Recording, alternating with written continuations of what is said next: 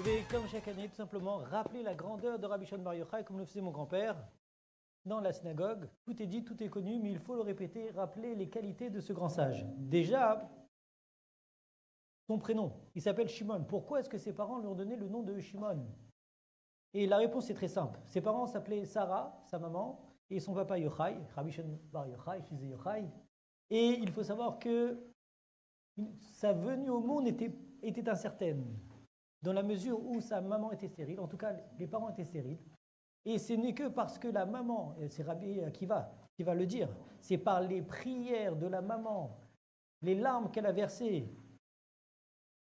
à chaudes larmes, c'est les larmes qui ont versé qui ont transformé le décret qu'elle aurait dû être stérile et qu'elle a eu un enfant. Et c'est pour cela qu'elle a appelé Rabbi Shimon Bar Yochai Shimon, qui Shama Hashem, à l'instar de Léa, la matriarche qui avait appelé son fils Shimon, car Dieu a entendu ses prières. Eh bien, Sarah, la maman de Shimon, elle a appelé son fils en fonction de sa prière qui a été écoutée par Hachem. Et pour nous montrer que lorsqu'un juif y prie sincèrement, lorsqu'un juif y prie avec le cœur, eh bien, ses prières sont écoutées. Déjà, première leçon, avant même que Rabbi Shimon Bar Yochai naisse et illumine le monde de sa Torah, eh bien, sa maman avait déjà inculqué en lui l'importance de la prière. Et Rabbi Shimon Bar Yochai est né le jour de Shavuot, il faut le savoir. Il est né le jour de Shavuot.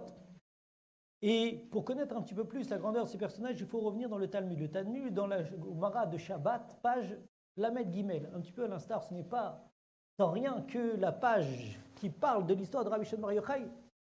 C'est la page 33, un petit peu à l'image aujourd'hui, nous sommes le 33e jour. Et voilà que la Gemara, très rapidement, parce que Binyamin a ramené le début, la Gemara rapporte une discussion entre trois personnes, Rabbi Yehuda ben Gerim, Rabbi Yossi et Rabbi Shimon Bar Yochai, qui parlaient à propos de l'Empire romain et de toutes les choses que l'Empire romain a fait. Et voilà que Rabbi Akiva, enfin en tout cas, Rabbi Yehuda ben Gerim, lui va parler du bien, va faire des éloges de l'Empire romain. Ils ont construit des ponts, des roues, des bains pour se prélasser. Donc, il a vanté les mérites de cet empire. Rabbi aussi, lui, s'est tu. Tandis que, au contraire, Rabbi Shimon Bar Yochai va venir, la Gemara rapporte, il va dire non, tout ce qu'ils ont fait, c'est dans leur intérêt. Il va parler du mal de cet empire et les paroles vont être entendues. Et bien sûr, Rabbi Yehuda ben Gerim va être récompensé. Rabbi aussi, parce qu'il s'est tu, va être exilé, tandis qu'on va décréter la peine de mort à Rabbi Shimon Bar Yochai qui va s'enfuir avec son fils. Et dans un premier temps, ils vont se réfugier dans le Beth Knesset, dans la synagogue, Beth Midrash, lieu d'étude. Et après quelques temps, de peur que les Romains fassent du mal à sa femme, ils partent, lui et son fils, ils vont s'exiler dans une grotte. Et ils vont demeurer dans cette grotte pendant 12 ans. Et le texte nous dit qu'ils se nourrissaient grâce à un caroub et une petite source d'eau qui était dans cette grotte, qui, miraculeusement, ce caroubier se changeait en dattier le jour du Shabbat. Et pendant 12 ans, toute journée, Rabbi Shimon Bar Yochai et son fils Rabbi Elazar étudiaient la Torah. Ils enlevaient même leurs habits, la Gemara le rapporte, le Talmud le rapporte, pour s'enfoncer dans le sol pour ne pas esquinter leurs habits, qu'ils ne remettaient qu'au moment de la prière. Et il y a un Navi. Et le Navi venait tous les jours pour leur enseigner la Torah et leur dévoiler les mystères de la Kabbalah.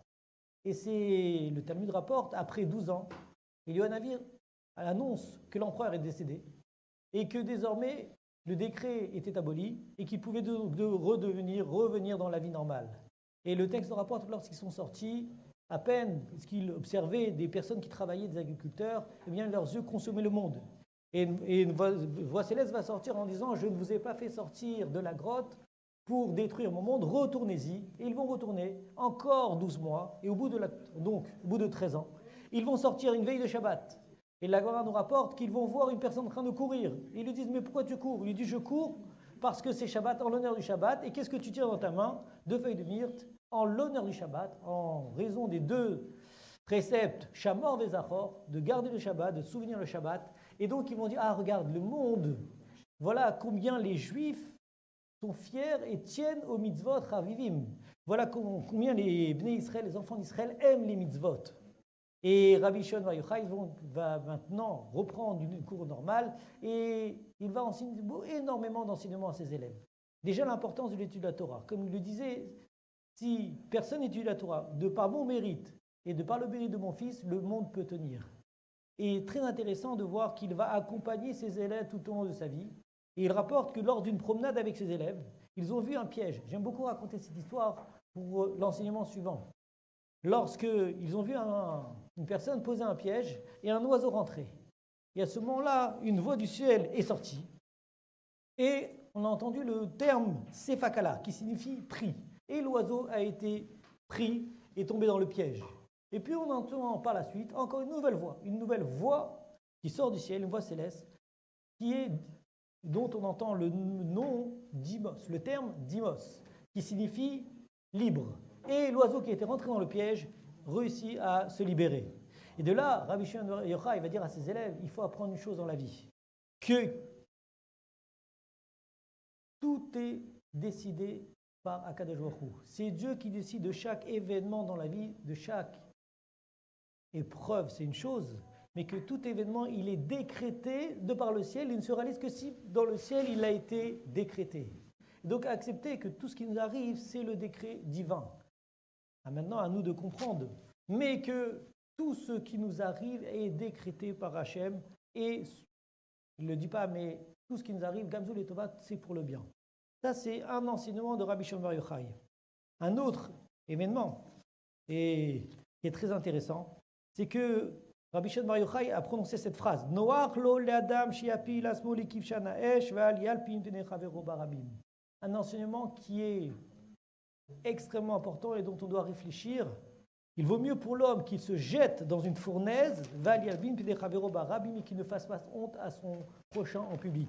Rabbi Shimon bar Yochai a compris, parce que il était de la génération de 24 000 élèves qui sont décédés, l'importance de donner, de respecter son prochain, de lui accorder l'honneur qui lui est dit, et que vaut mieux se jeter dans une fournaise que plutôt de faire honte à son prochain. Et il fait référence bien sûr à Tamar, la belle-fille de Yehuda, qui a préféré se laisser jeter dans le feu que plutôt de faire honte à son père Yehuda. Donc on a vu plusieurs enseignements, l'importance de la prière, l'importance de l'étude de la Torah, l'importance de comprendre que tout ce qui nous arrive est décrété par Hachem, et également l'importance du respect vis-à-vis de nos prochains. Et pour ne pas trop t'attarder, terminer en disant que Rabbi Shimon bar Yochai, il est décédé 63 ans après la destruction du temple. Et le jour où il est décédé, et c'est la raison pour laquelle on a posé la question au départ, pourquoi est-ce qu'on allume des feux dans tout Israël, c'est parce que le jour de sa mort, le soleil s'est arrêté, parce qu'il avait décidé de dévoiler à ses élèves les secrets de la Torah, donc la pièce est emplie de Torah, et que tant qu'il n'avait pas terminé de délivrer tous les secrets de la Torah, eh bien, le soleil ne s'est pas couché et un feu emplissait toute la maison.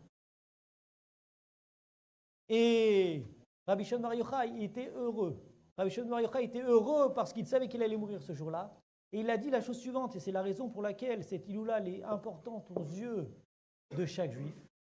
Elle est importante, il a dit, toute personne qui viendra, qui priera pour moi, en mon nom, eh bien moi je viendrai et je lui accorderai toutes les bénédictions. Et c'est la raison pour laquelle nous, maintenant, ainsi que tous les Juifs qui sont à Yerushalayim, à Méron, et de par le monde, on prie et on va allumer des bougies ce soir pour la réfoua, la shémima, pour la guérison, pour la paix dans le monde, pour la santé, pour toutes les bénédictions que l'on a besoin. Et c'est ainsi que Rabbi Shimon bar Yochai va être enterré à Méron. Et on termine en disant que son mérite puisse toujours nous protéger, nous et tout le clan d'Israël. Amen.